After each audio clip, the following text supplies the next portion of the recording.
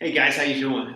Today we're going to talk about corner play in base defense. So we're not going to talk about every defensive position. In this video, we're just going to concentrate on our corners. So if you're a D tackle, there's really no reason to watch this other than if you want to learn about corner play. If you are a safety, I'd pay attention. Safeties can go back and forth between safety and corner at any moment. But we're just going to review our basics here. So you got to understand this is in base defense. So this is corners 101 here in our base defense. Number one is our alignment. Our alignment is going to be always inside shade of number one, the number one eligible receiver to that side of the formation. And we're going to be about 5 or 6 yards off the line of scrimmage. So here's an example of being inside shade. See the circle is covered, shaded in half. We're going to be inside shade of that number one eligible receiver. And this could be a number one eligible receiver over here, like a tight end wingback scenario over there. So we're inside shade of one, again, about 5 or 6 yards off the line of scrimmage. Well, we're going to answer a few basic questions here, like why inside shade?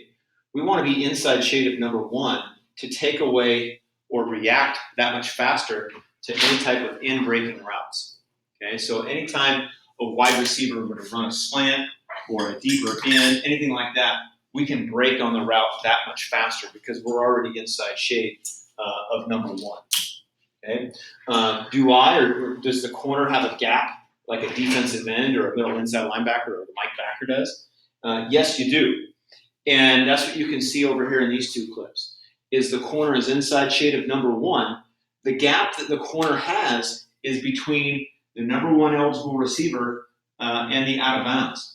So the corner has this gap. So if he were to see the wide receiver come up to stop block, he would have to get his body in that gap and tackle the ball carrier if the ball were to go into that gap. So the offenses have many different ways to get to the perimeter.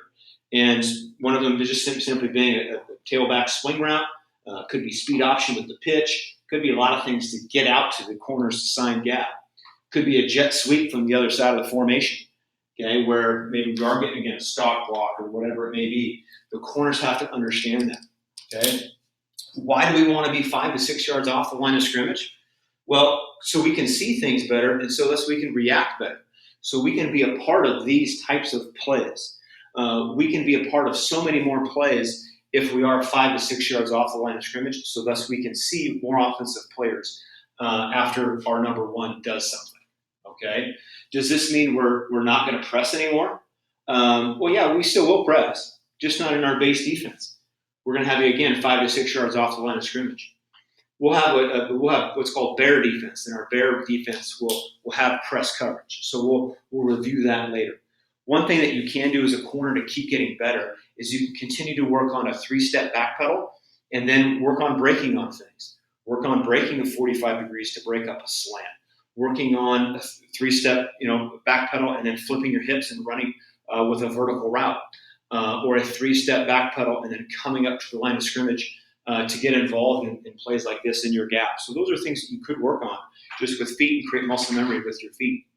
Our next video will specifically talk about safety play in our base defense. So again, our corners will want to watch that because again, they can go back and forth basically at any time. So this is the very basics of corner play in our 3-4 base defense when it comes to alignment and assignment.